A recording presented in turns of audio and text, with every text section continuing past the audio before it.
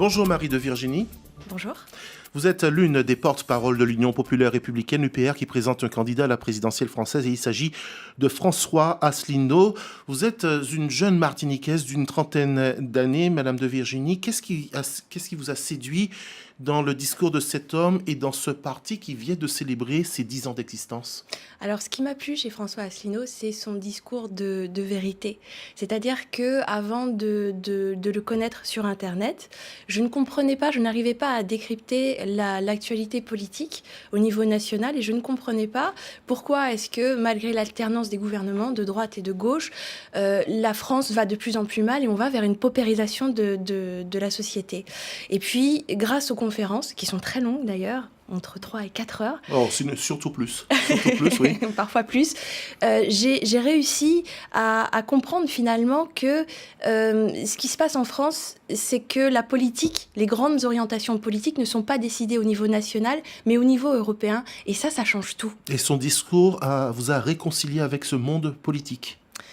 Non, pas avec le monde politique, pas tel qu'il est en ce moment, mais ça m'a réconciliée avec l'idée que quand on a des choses à défendre, qu'il faut se lever, qu'il faut résister, qu'il faut militer, parce que la politique, contrairement à ce que j'ai été amenée à penser au fil du temps, ça sert à quelque chose.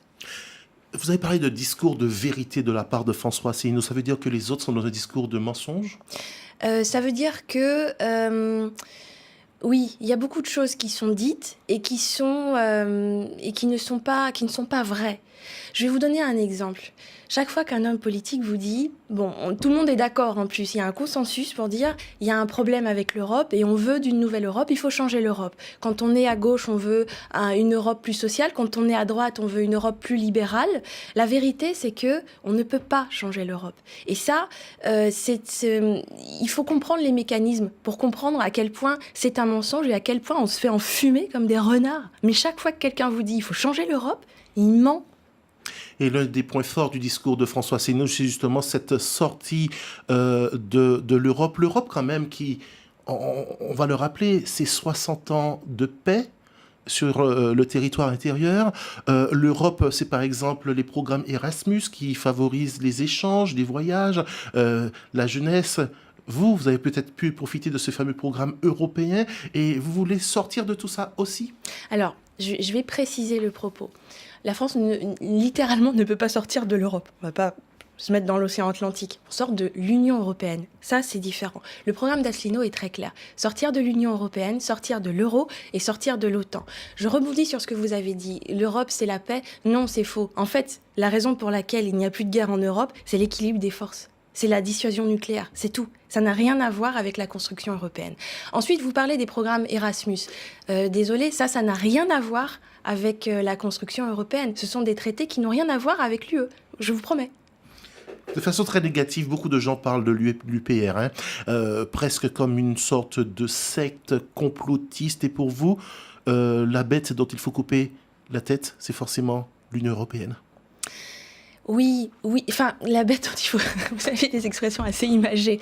Non, ce que je veux dire, c'est que la France et la Martinique ont intérêt à sortir de l'Union européenne.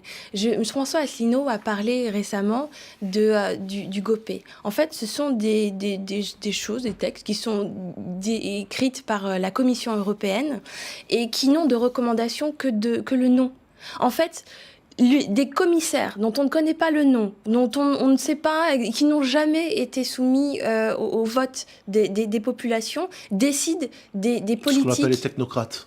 Si vous voulez, décident des politiques économiques, sociales, monétaires de pays qui n'ont rien à voir. Est-ce que vous voyez la différence entre l'économie de la Pologne, de l'Allemagne, de l'Italie et de la France? Ces gens n'ont aucun intérêt à fonctionner ensemble. Ils font entendre leur voix avec les eurodéputés. Pardon? Ils font entendre leur voix avec les eurodéputés. Ah, parce que vous croyez vraiment que le Parlement a du pouvoir?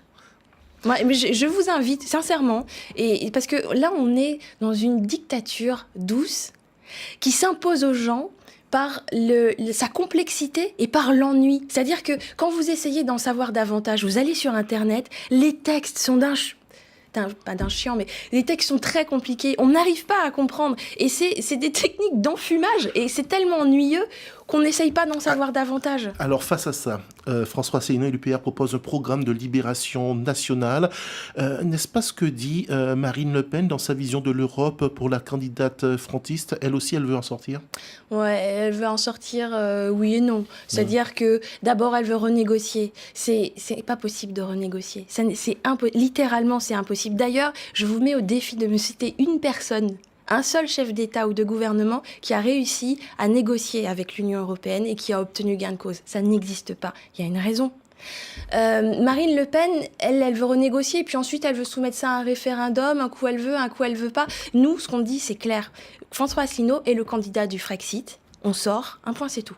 C'est vraiment l'Europe le danger ou bien les États-Unis?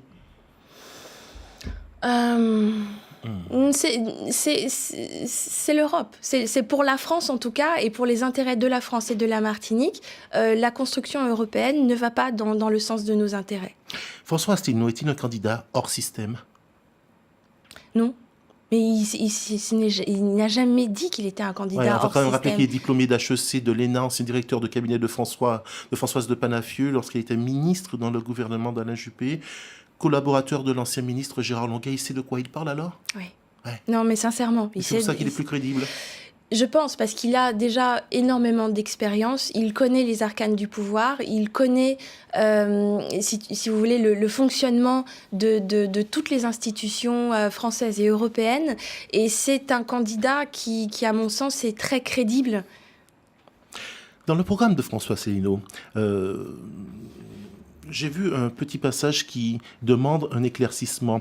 Il demande qu'on fixe un cadre constitutionnel pour les médias.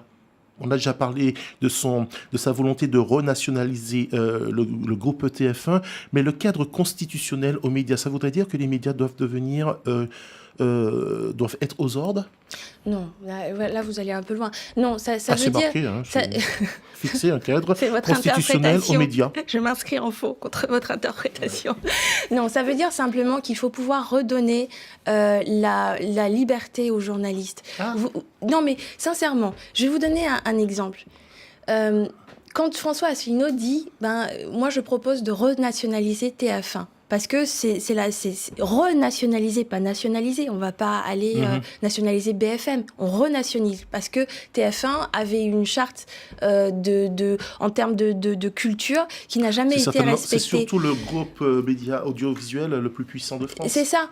Et tout le monde est choqué par cette proposition. Par contre, récemment, je vois passer une vidéo de Monsieur de Villepin qui explique, à l'époque où il s'était présenté au présidentiel, que avec son mécène Jimmy Goldsmith, il a acheté 4,99% des actions de TF1 et des sondages. Donc ça veut dire que les médias ne sont pas, les journalistes en tout cas, ne sont pas libres d'exercer leur métier. Et vous en faites quoi de la charte déontologique des journalistes?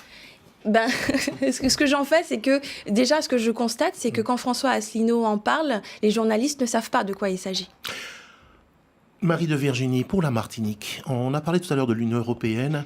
Vous savez que l'Union européenne a quand même permis à la banane antillaise d'exister sur le marché européen. L'Union européenne est là pour financer les grands projets structurants. Vous dites quoi aux Martiniquais qui vous écoutent là aujourd'hui? Moi, ce que je leur dis, c'est que l'argent de l'Europe, en fait, c'est de l'argent français. Il y a dans l'Union européenne des contributeurs nets et des bénéficiaires nets. Ce qui signifie que d'un côté, les contributeurs nets donnent plus d'argent qu'ils n'en reçoivent. Et c'est l'inverse pour les bénéficiaires.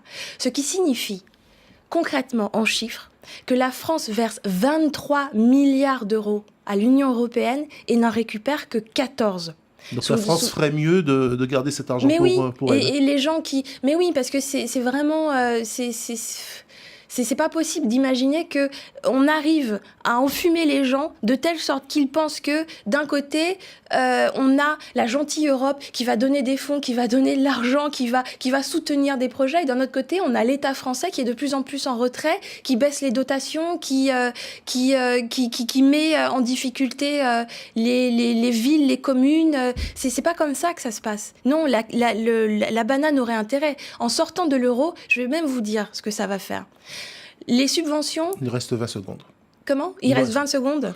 Oui, allez-y. Bah, votez François Asselineau et allez vous renseigner sur Internet, allez regarder les conférences, essayez de comprendre. Vous savez, à l'heure d'Internet, ne pas connaître les choses, c'est un choix. Merci d'avoir été avec nous ce matin, Marie de Virginie. On rappelle que vous êtes porte-parole de l'Union populaire républicaine avec comme candidat François Asselineau. Bonne journée. Merci.